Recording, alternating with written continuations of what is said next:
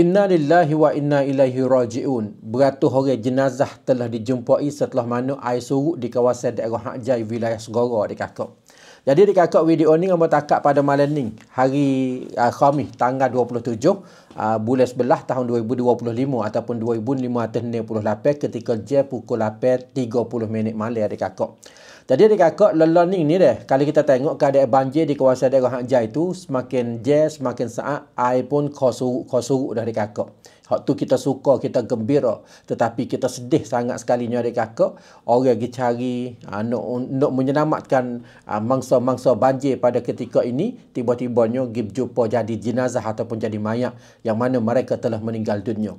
Yang mana di Kakak pada hari ni dah pihak polis dalam negara ataupun Semnangan Tamrut Hang Chat, dia telah royak katanya dah pihak pusat forensik yang ke-9 ataupun Sun Pisut Laktan Tikau telah beri kenyataan bahawasanya jumpa jenazah dah di tempat hak berlaku banjir ni di Kakak lebih kurang 100 orang. Dalam jumlah 100 orang saat ni hak ni jumpa tadi, mungkin ada Kakak tengok video ni kau bertambah kau lagu mana wallahu alam. Kita berharap bahawasanya tidak bertambah dah lah. Tadi ada Kakak jumpa 100 orang. Dalam jumlah 100 orang saat ni ada Kakak katanya ada 20 orang yang kena pergi periksa forensik. Orang panggil katanya kena pergi pisut ekalah bukan.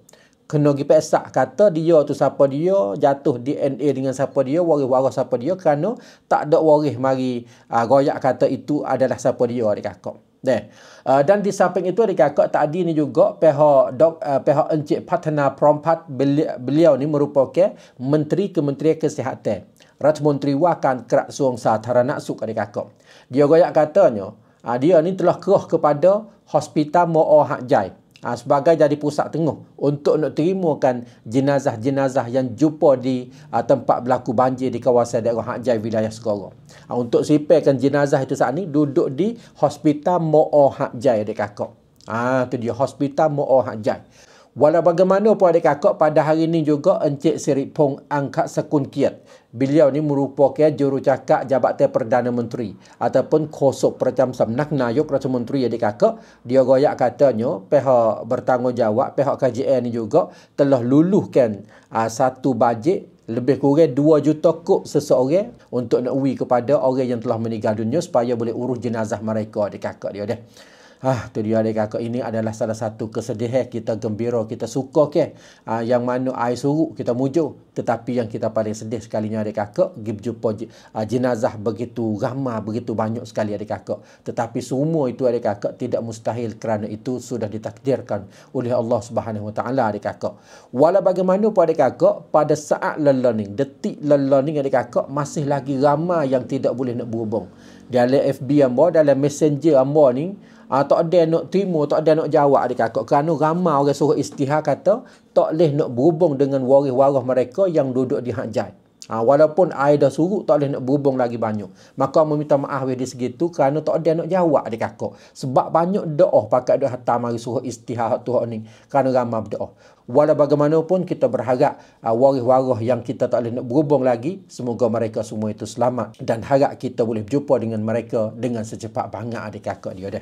Inilah maklumat sedikit sebanyak yang boleh kasih siapa menyapa kepada adik Kakak pada kesempatan ini. InsyaAllah kalau ada maklumat perkembangan lebih lanjut lagi lagu mana, hamba akan memperkongsi siapa menyapa pula kepada adik Kakak pada kesempatan akan datang.